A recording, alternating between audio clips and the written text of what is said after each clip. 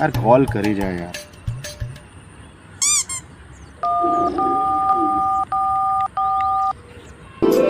हर phone आ गई। Hello. हाँ भैया, मैं गोलू LIC बोला था। तो आप मन के मोल व्हाट्सएप मैसेज मिले रही से। हाँ करे रो ना। वो जो डौकीडी के मंदिर परिसर में आ रहो ना, 5 झल्ला LIC ज्ञान देते रहो। अच्छा। तो कर बहुत रहे हो भैया। तो बहुत बढ़िया बात है भैया, बीमा तो करना चाहिए। काबर की ये आपके परिवार के लिए आपकी जिम्मेदारी घलो खरे। हाँ भैया। तो कहाँ मिलो भैया आपला? ये 4 नंबर गली मुँह में है। हाँ ठीक है। हाँ भैया हाँ। LIC कराना है? हाँ LIC कराना है।